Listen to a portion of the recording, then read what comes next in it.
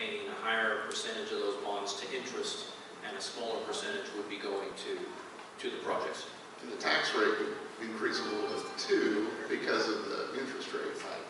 No, only if, you know, for example, again, taking just this most immediate, and maybe we can go back to 2 pages just to the...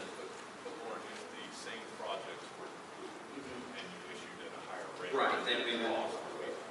Yes, that's correct. We would need to issue more than $6,710,000, for example. Can't see that. Nobody can read anything. All of these slides from the engineer are on the RPMUD website. We're going to also, the meeting is being taped. It will be on YouTube. We'll announce where it's going to be. And I will put my slide deck up there too. So y'all can compare them. Okay. Slides will be attached to the end of the video. Yeah. Slides will be attached to the end of the video. Who's next? Francis Duffy.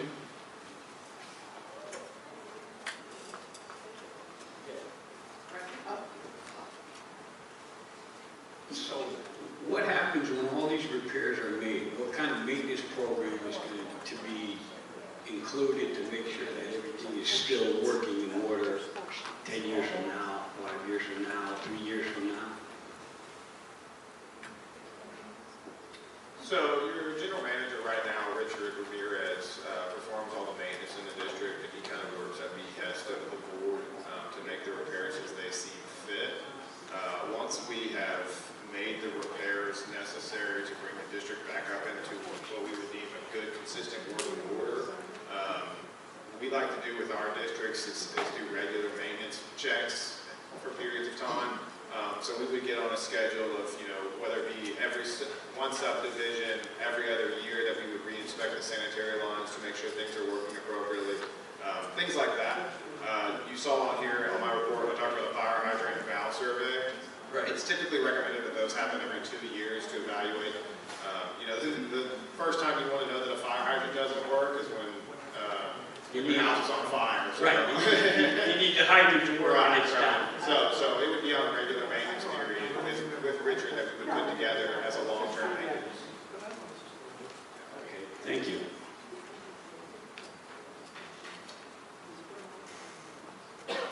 Michael and Lee Reiber.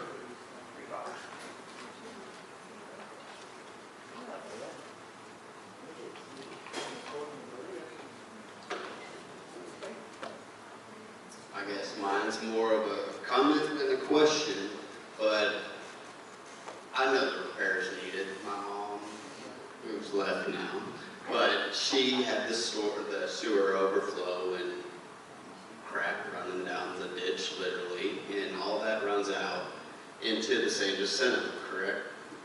So we're contaminating the water there, and that happens every time we get a sewer backup. That's not counting our storm drains, which are seriously bad. These sinkholes you just pour dirt into and they just continue to fill up. And pretty soon it's just going to be completely clogged and we're going to have a little rainstorm and everyone in this damn neighborhood is going to flood. This is extremely important we take care of this. There's no doubt about it. Now, I think we really screwed up by coming out with a number of $25 million. You shell-shocked everyone in this neighborhood. Yeah. That's just crazy. And looking at the numbers up here, I'm seeing a lot closer to 16 to 19 million.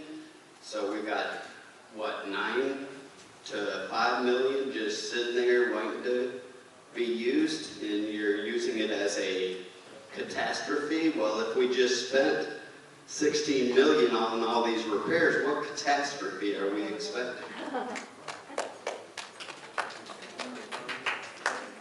Yeah, so when we do a bond authorization report, we're trying to project out so that you don't have to go through this process again in the years to come. So the 16.7 million is an immediate repairs that we deem necessary to bring the district up to a working order. 10 years to bring the district up to a working order. What you're looking at past that is water plant number 2, the ground storage tank, is coming up on 50 years old. That's about the lifespan of a a ground storage tank, you usually can get more out of them if they last longer.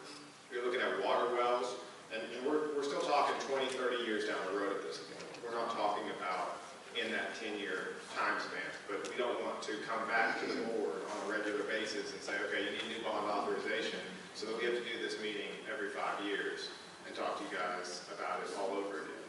Okay, why don't we do every 10 years instead of every 25, then with the $25 million bond? I just think you ruined it for everyone in the subdivision. This has to happen. There's also a cost associated with every time we do a bond issue. There is a cost associated with it. We have to pay the attorneys, we have to pay the engineers, we have to pay the financial advisors. We have to pay the county to have the election. We have to pay to have this every time we want to do it. And I'm going to ask you, Conroe ISD, I don't know if you have kids or not, comes out every 2 years with a bond issue. I don't have kids. I don't vote no, I vote yes. I want kids to have schools and $1 million football scoreboards. But don't you get tired of going and voting yes? At some point you get to the point where you're like, I'm not voting for that anymore. I'm tired of it. So, just my opinion. So I agree with you. I mean, 25 million shocked me. And I think your comments are very good in that, we don't have to go get 25 million. Well, 10 years from now, hopefully the board, the district is in better shape, prepares it than they. But we also need to do a better job of budgeting and replenishing our reserves. Like we've just drawn them down about $3 million just in the short term. So we'll have time to replenish them with a modest increase in rates. But let's do it in reasonable fashion. Okay, next comment or question, Suzanne Courier. Over here.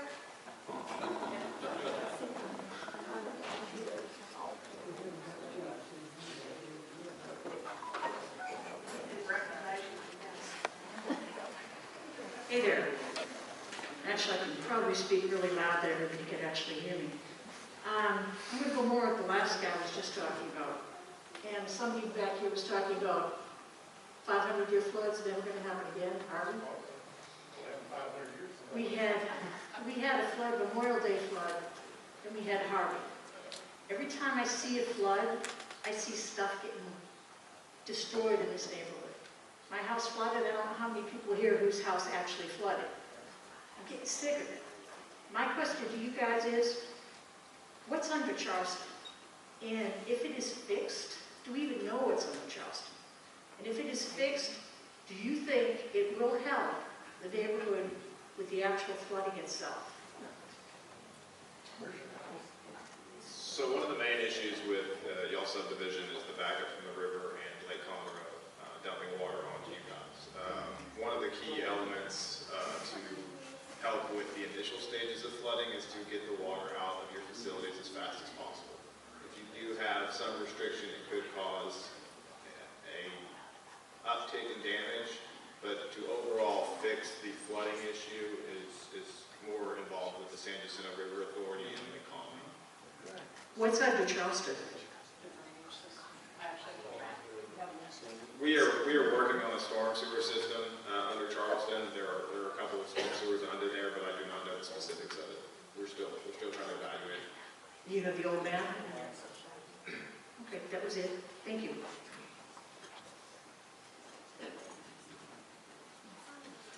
Do you judge?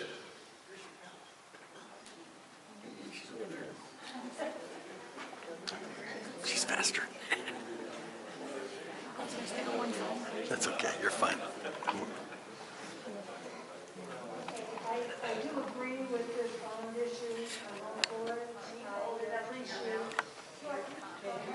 did a good job. Put your mic back. Put the mic back. Okay. As again I say, I do agree with this bond issue.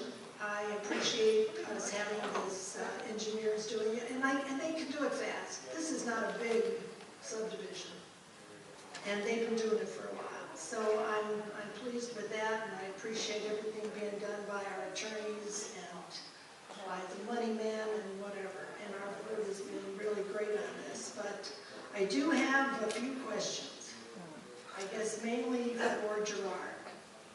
Now Gerard is against this, and now Gerard, you're on the board for 5 months when you voted no on the bond issue.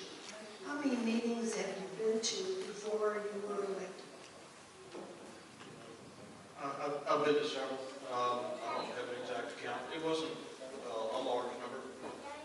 Okay, now did you take a tour of the facilities? Yes, I did. After being elected, took a tour. Tom and I went around. Richard Ramirez showed us around. We toured all the water plants. We toured the waste treatment plant, number 1 and number 2, and saw the facilities. Yes. Okay, did you ever take a tour with the engineer? With the engineer? No. We wound up having to do a virtual tour with the engineer. And so we talked through it after having already seen it physically, and we talked through the state of the plant. Okay, so you saw the pictures and everything, and you were talking to the engineer at that point? No, I don't think we talked about the dishes at all. And again, whenever we toured it, we toured the water plants and the treatment facility. Okay, so did you see the instrumentation room and Yeah. walk the catwalk and all that? Yeah, I mean, we definitely saw that. I mean, no question. I mean, I'm well aware that, you know, Water Well 1 is basically in monitoring mode right now. So, and I know that there was like $1 million that was initially estimated to be needed for that. Yeah, there's some issues with siding, exterior siding, that probably needs to be replaced. I don't think that's millions of dollars, for sure. Definitely saw that. Well, I'll tell you one thing I guess that bothered me, because I've been going to these meetings. In fact, I've been going since 2007. And I've got audios and videos and whatever. But the one thing that bothered me, because I feel when you're on a board, you take your personal agenda and leave it outside. You're here for the district. You're not here for yourself. But the first meetings, you're talking about your tax rate, your house, how much you're going to be paying. That kind of just turned me off a bit, because I think you ought to be looking at the whole district and not just yourself. And I think that's kind of maybe why you're so against this. You're against the money because it's going to affect you personally. Well, that isn't what it should be. We've got to see what's going on. We've got a lot of problems here. I think it's going to affect everybody personally. Well, sure it will. Nobody wants to pay. Can I finish answering your question? I'll let you finish. So I think it affects everybody personally. And yes, one time I did use my tax rate increase as an example. Probably a mistake. It was learned. As a new board member, I'll use average values from now on. I think that it was just one time when I used it as an example. Well, I'll tell you, you also mentioned your 4 Proposition B. And that's what you ran on. And you were elected in November. And then in December, there was a motion asking the attorney to proceed with the settlement. Now, according to the minutes, it was 4-1. Well, I didn't really pay attention to it at that point, but since no minutes have really been listed on the website for a while, and you are the secretary, I asked you who voted nay. There's no name, it's just 4-1. Well, then you tell me it was you. Now, I'm just, here you are saying you're for the part, but you vote no for the attorney to proceed. I mean, I'm just not sure of what's going on here. I think when you're on a board like this, you can fight like hell in the executive session, but I think you all ought to come together at the end and work as one. Now, you have been beating this dead horse every time we have a meeting. You keep coming up with your suggestions, and you don't want this, and you want it this way. But the majority want to go forward. They see what's going on. They have been here longer. They have done the research. So I think that's really what I do. I'm done saying. Okay, so, yeah, I mean, you do have 5 individuals that are on the board, and hopefully you do have some diversity in the opinion.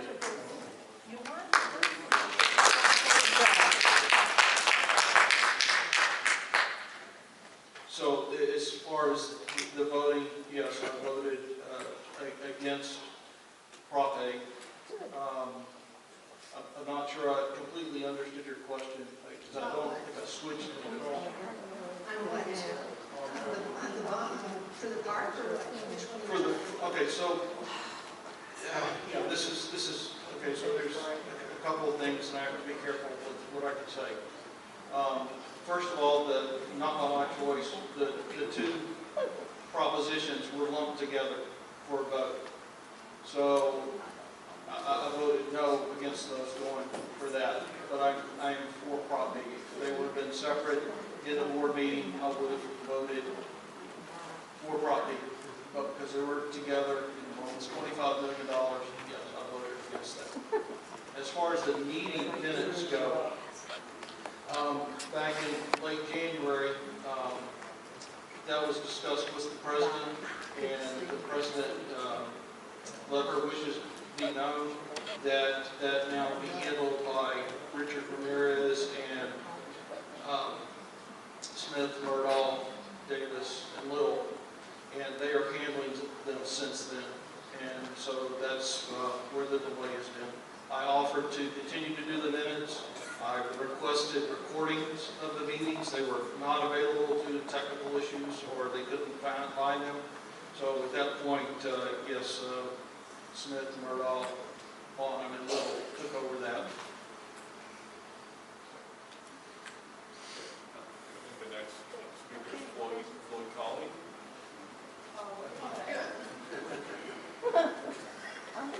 Yeah, we've got 2 right next to each other. I have some experience working with general contractors in the commercial world, so I'm familiar with how bids and stuff work. But my question is, I know that there's extra money allocated for what y'all keep saying is catastrophes.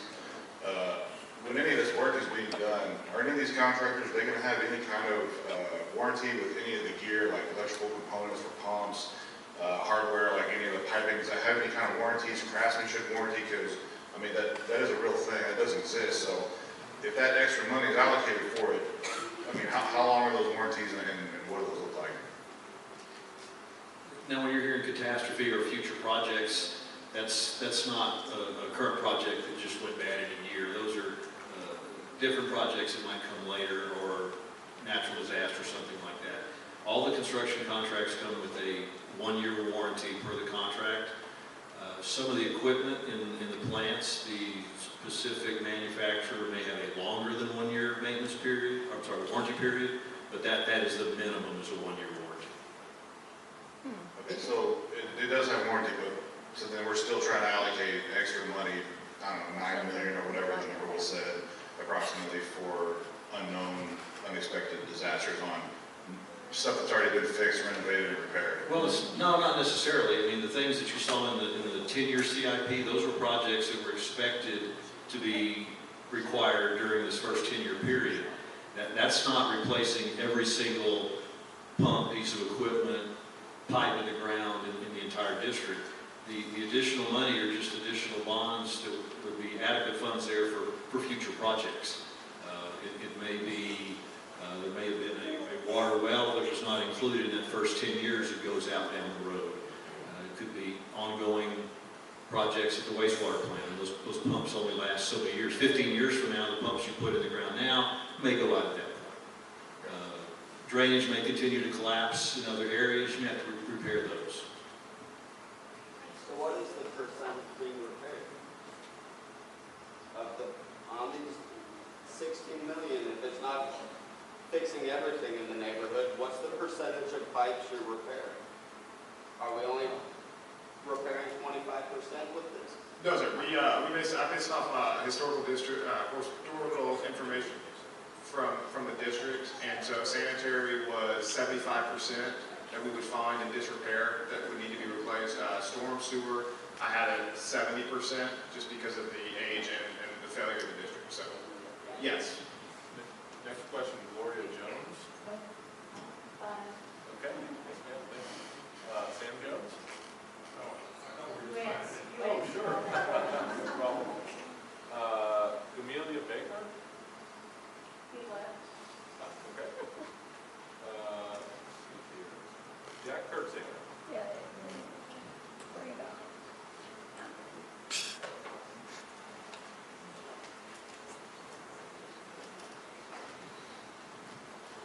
My name is Jack Kurtzinger. I'm a professional engineer, and I'm also one of the people that Julie found fault with on past performance. I must add that I had at least 4 other people, most generally with me during that time, and so I guess we're all kind of to blame. Anyway, what I'm here to do is to urge each and every one of you to look at hard at what needs to be done. And I have put some numbers together. They differ quite substantially from the other engineering firm. And I think if you brought a third engineer in here, he'd probably come up with a third set of numbers. So, to make a long story short, it would behoove us to hold our bond election at a later date and take proposal A and reduce it to an amount that we can afford and that needs to be done. A lot of the things that were put on the paper to justify the 25 million were done in haste. They only had one from the time that they were hired until the time that they had put the numbers together. Now that's no time at all for an engineer to figure out. He had to do a lot of talking, and I know for a fact that a lot of the things that come up are personal preference items. They're things that this engineering firm would like to do that another engineering firm wouldn't, or wouldn't recommend at this time. Anyway, the cause of the demise of the cash flow situation, of course, was because of the Charleston acquisition. And that took $512,000 out of the coffers, along with all of the legal bills that were associated with it and the various other. If that had not happened, we'd still have somewhere in the range of $1.3, $1.5 million. The course of action should be a delay and a vote no on Proposition A, and I really don't care one way or the other about B because I'm so dang old I won't use it anyway.